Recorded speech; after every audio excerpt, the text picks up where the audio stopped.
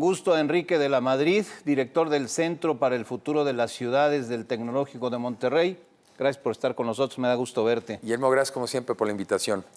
¿Qué opinas de la reforma eléctrica del presidente López Obrador? Es la nota de la última semana, todos los días se está hablando de este tema. Además, es muy probable que en el actual periodo, que concluye en diciembre, sea discutida y ya veremos si aprobada. Bueno, sin duda, porque yo creo que es de esas reformas fundamentales que en gran medida marcan el futuro próspero o no de un país. Y en este caso me parece que esta reforma no abona a un país desarrollado, no abona a un país que respete el cambio climático, no es buena para la salud de los mexicanos, atenta contra la capacidad de generación de empleos decentes, bien pagados, que alcancen. Entonces yo creo que, después del análisis que se tenga que hacer, a mi juicio lo que más le conviene al país es que esta reforma no pase. Muchos opinan que más que una reforma es una contrarreforma. ¿Coincides? Sí, claro, es una contrarreforma porque apenas en el año 2013, como resultado de este Pacto por México, se hicieron reformas al sistema eléctrico precisamente para facilitar más la inversión privada, que le permitiera la entrada a las energías renovables, que le permitiera al país satisfacer la demanda de electricidad, porque además, Guillermo, el mundo es cada vez más eléctrico. Pensemos nada más lo que acaba de pasar en la pandemia, en donde todos estamos cada vez más en nuestras computadoras, trabajando en nuestras casas, los que tienen acceso al Internet estudiando desde ahí.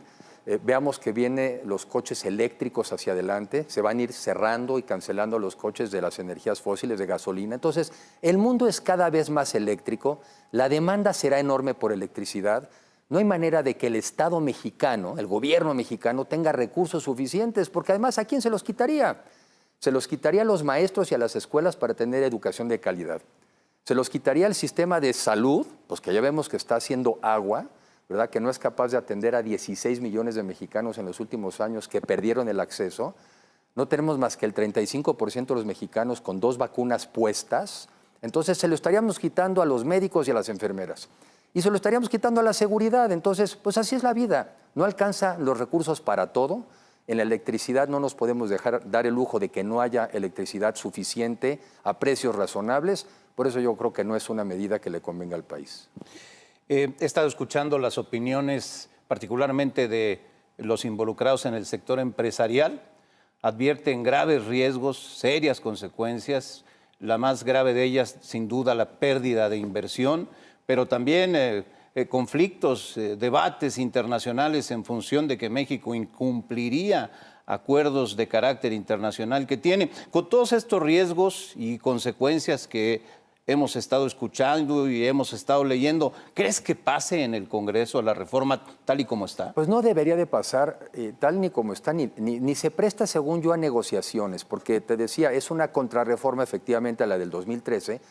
De acuerdo a la exposición de motivos, si los datos son veraces, ya el 62% de la energía que se produce en el país la produce el sector privado. Y gracias a eso es que las empresas mexicanas tienen acceso a electricidad y las familias de los mexicanos. Entonces yo no entiendo esta actitud muy constante de que cuando algunas cosas van bien, como para qué las tienes que cambiar, habiendo tantas cosas que van mal, ¿no? ¿Por qué no meterle más imaginación y más recursos, repito, a la educación? Más imaginación y más recursos a la salud. Muchos más imaginación y recursos a la seguridad. Entonces, no nos podemos dar el lujo a los mexicanos. Y sí, se estarían violando acuerdos internacionales, se estarían violando inversiones que se hicieron con el marco jurídico vigente. O sea, hoy existen inversiones en el país que se hicieron conforme a la ley. Pero mira, lo más importante para los mexicanos es que estaríamos disminuyendo la capacidad de generación de empleos decentes, bien pagados, que alcancen. Estamos atentando contra el futuro de los mexicanos y especialmente con el futuro de los jóvenes mexicanos, que son los que más futuro tienen por delante. El presidente López Obrador parece decidido a jugarse todo en esta primera de las 3 grandes reformas constitucionales que dijo que enviaría al Congreso y parece estar colocando la responsabilidad o buena parte de la responsabilidad en tu partido. En el PRI, ¿qué hará el PRI, Enrique? Pues mira, es un dilema interesante. A mí no me cabe la menor duda de lo que tiene que hacer. Tiene que rechazar la ley. Después de un análisis, depende el tiempo que requieran para analizar. Yo me la leí en 2 horas el domingo.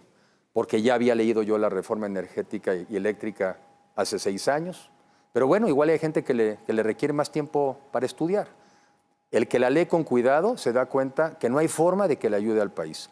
A ver, otro tema. Hay una crisis de cambio climático en el mundo. Bueno, quien no lo entienda, ¿verdad? Los huracanes más violentos y más frecuentes, los incendios también cada vez más agresivos. Entonces, ir hacia las energías fósiles, el combustóleo, ¿qué es lo que están haciendo? Están utilizando chapopote para producir electricidad en México, que es caro, muy contaminante y atenta contra la salud. Entonces, pues ojalá que si lo estudien realmente con el ánimo de llegar a lo que más le conviene al país. Ahora, el PRI, no hay un PRI, ¿eh? Hay muchas formas de ver las cosas y probablemente acabe esto en un voto de conciencia. Es más, yo creo que incluso es lo conveniente. Porque hay gente que de buena fe puede pensar que lo mejor que le puede pasar al país es tener empresas estatales y que la economía la debe regular el gobierno. Hay gente que pensamos que no, que el gobierno debe ser un promotor de la inversión. Quizá un voto de conciencia no es mala idea para saber quién está de qué lado. Estaba escuchando ahora el comentario de Salvador Camarena, en el que, por cierto, profundizará en su columna de mañana en El Financiero. Y coincido, es muy pronto, en este momento es muy pronto para que el PRI dé un sí o un no rotundo. Me da la impresión, y lo decía Salvador, que con la posición que ha fijado el PRI gana tiempo. ¿Lo ves así también tú? Pues no estoy tan seguro, porque al final del día también genera una enorme incertidumbre en el destino del país, como para qué sirve la incertidumbre.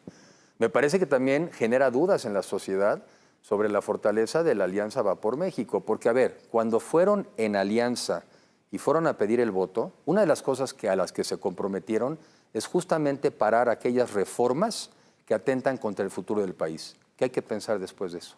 O sea, ¿cuánto tienes que pensar si eso es lo que ofreciste? Que ibas a parar aquellas reformas que atentaran contra el país. ¿No te sabes cuáles son? ¿Qué? ¿Es una reforma a la ley de la Lotería Nacional? Esas no son las que atentan contra el país. Entonces, a mí no me gusta esto de cuando tú tienes firmeza en algo, no te das tiempo. Creo que es importante también ser contundente. Es interesante lo que dices. A mí me resulta muy difícil entender que el mismo PRI que impulsó y aprobó con su voto la reforma de Enrique Peña Nieto, una reforma energética que obtuvo una importante mayoría en el Congreso, sea el PRI que ahora está poniendo en duda su capacidad para decir no a esta contrarreforma que va en contra de la de Enrique Peña Nieto. A mí también me resulta difícil de entender, lo cual quiere decir que en su momento quienes la aprobaron, pues quizá no todos tenían las convicciones muy firmes, igual y lo hacían pues porque era lo que quizá alguien les pedía. Pero si tienes convicciones claras y entiendes el tema, aquí de lo que está en juego es la capacidad del país de competir porque tiene energía suficiente, accesible y que genere empleos. Si nosotros encarecemos la energía en el país y es escasa, estamos también rompiendo las cadenas de valor que nos ha costado tanto trabajo construir. Somos parte de las cadenas de valor con Norteamérica. Los norteamericanos también han invertido aquí porque es un país, además de certeza jurídica, donde también tenemos insumos competitivos. Nos encarecemos y dejamos de ser un lugar atractivo para recibir inversión. No solamente la extranjera, la mexicana. Otra vez en perjuicio ¿de quién? Del mexicano que no va a encontrar empleos decentes, bien pagados para que te alcance. El presidente ha construido un discurso en el que dice, si estás con la reforma, estás con el pueblo, y si no, estás contra él. Hoy dijo, ¿de qué lado van a estar? ¿Del lado del pueblo o de los empresarios? Otra vez polarizando. Parece simplista ponerlo en esa perspectiva. Bueno, pues sí, no es muy sofisticado, ¿verdad? Pero pues así es como muchas veces se pone. Pero yo te pondría tratando de seguir esa reflexión. ¿A favor de la ideología de un grupo que tiene reminiscencias del pasado o a favor del futuro de los mexicanos, de un futuro próspero, sano, ¿verdad? Y un país mucho más justo. ¿A favor del pasado o a favor del futuro? Yo le voy al futuro. Para decirlo todavía más claramente, lo has dicho muy claro. Por cierto, como país, ¿qué nos jugamos con esta reforma? Nos jugamos la posibilidad de tratar de recuperar lo que hemos perdido, de incorporar a la gente que se nos ha venido quedando atrás a partir de un crecimiento económico mucho más acelerado, a partir de un país que al generar confianza en México y en el mundo sea capaz de generar inversiones y por lo mismo generar muchos empleos. Un país que no es capaz de respetar su Estado de Derecho, que no va con las tendencias mundiales de respetar el tema del medio ambiente, Es un país que no va a recibir inversiones y no va a generar empleo. Y en México más de 1 millón de mexicanos se incorpora a la fuerza laboral, mexicanos que no están encontrando las oportunidades porque tienes una economía que no está creciendo. A ver, en una pandemia, en una recesión económica, lo único que nos falta es una reforma de este tipo para darle una estocada a la economía mexicana.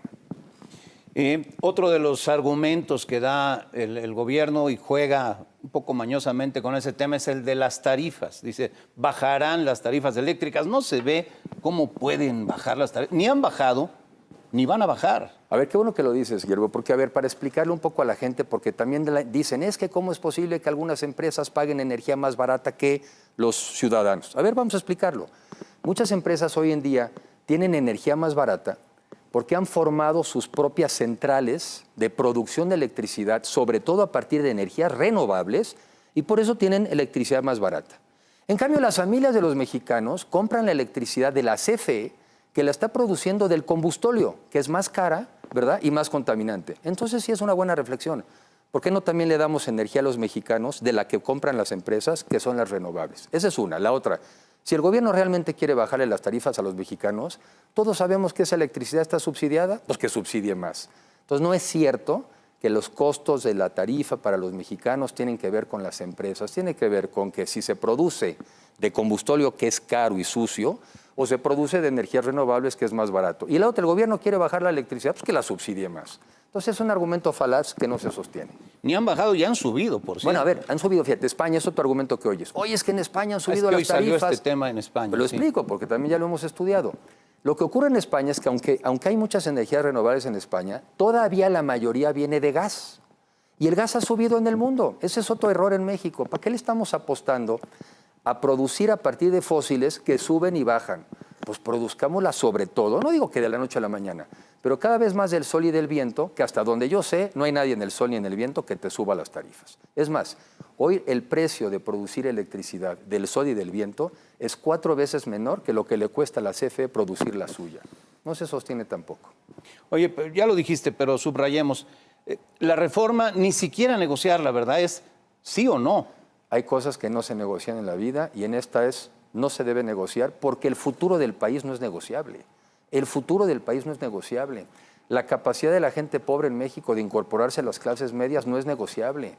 El que las clases medias se puedan empobrecer no es negociable. La reforma no es negociable. No todo en la vida es negociable. La mayoría de las cosas sí. Esta no es negociable.